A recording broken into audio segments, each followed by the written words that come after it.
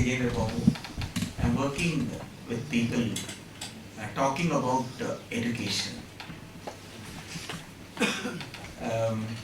We are having a platform called State Platform for Common School System, Tamil Nadu. And this platform was created in 2007 to carry forward the dialogue on public funded schooling and how to make each and every public funded schooling into an experimental school. That's how we are working, and the experience that what we are able to gain through the dialoguing with various organizations as well as with the people.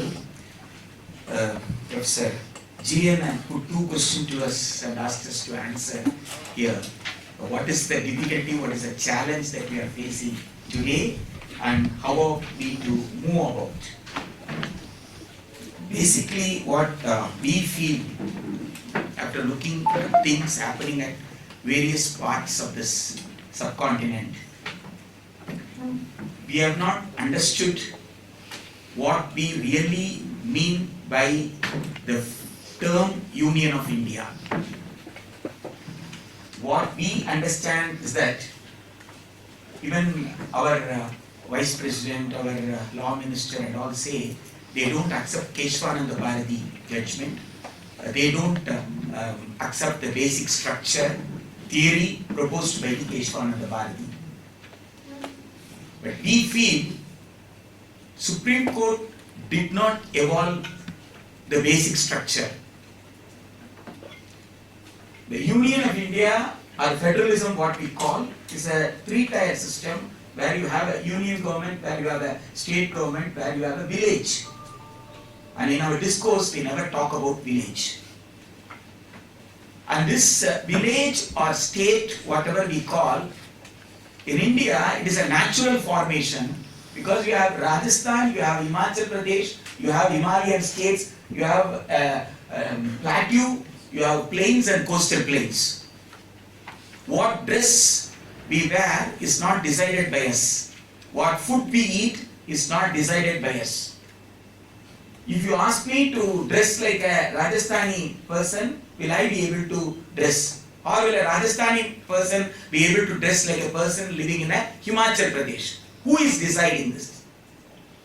So this federalism, a basic structure of the constitution, is a natural formation which has been recognized in the Keshwananda Bharati case. Now, the union government or the people who are in power or who want to have their own way of government, they feel that it has originated from the Supreme Court judgment, and they say that we will not accept it, and that is not India. So we think this is the greatest challenge that has cropped up in the 75 years of democratic republic. See, there is a social reality and there is a social aspiration. Aspirations of the people and social reality are there. The policy makers do not recognize both. They do not recognize the social reality. They do not recognize the aspirations of the people. There is no social dialogue. If at all you say there is a consultation, consultation is only with an activist, and almost all activists are biased. You can't say an activist is not biased. He may be biased to the ideology or the thing that he believes that is true. But the real social dialogue should have been with the people. And whenever we talk about evolving the policy, we are saying that we will have dialogue with the stakeholders.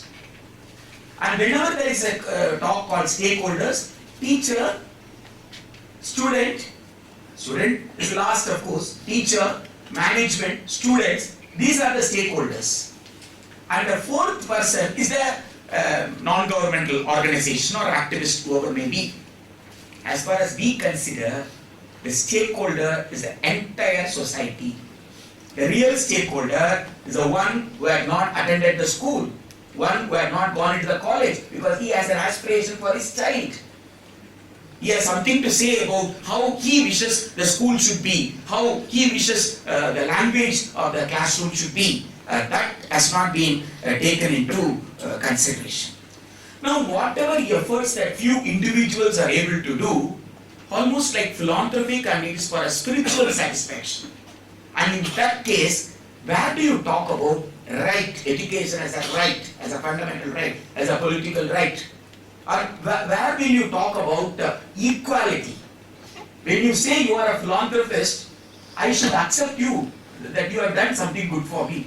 It does not come to me as a right, but it comes to me as a service from you. So I should be very honorable, I should treat you honorably, I should pay back to you, something like that, and I have difficulty in that. The discrimination in this society is systematic, and that discrimination, systematic discrimination, reflects in the school system, in the pedagogy, administration, in whatever way you call it, reflects here. And finally, on this question is that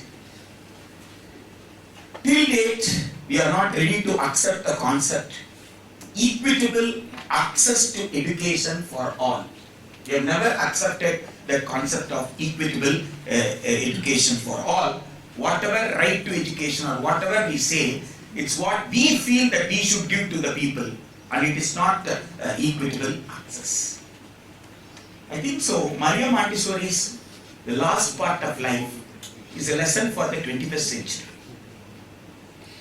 Hoshangabad science teaching experiment evolved something very great. And the present government will be very happy to adopt Hoshangabad science teaching experiment to propagate its own idea.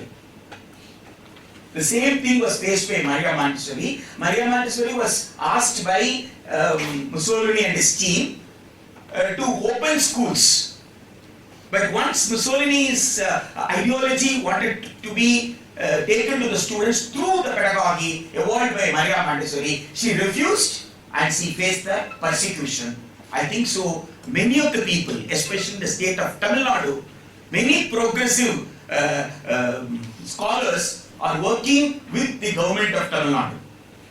And what they are actually doing is that they are translating whatever is stated in the NEP into action.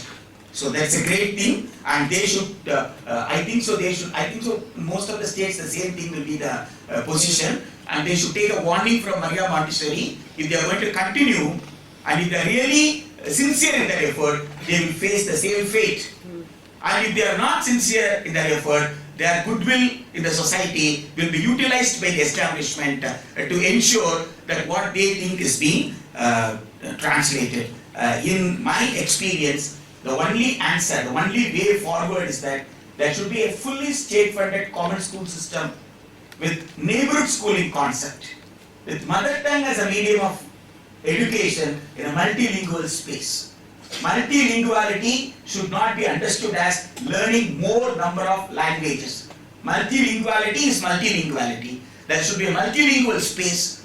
Mother tongue should be the medium of education, and towards that end, forcing the state to accept the responsibility, I think so the mission that we need to build. Thank you.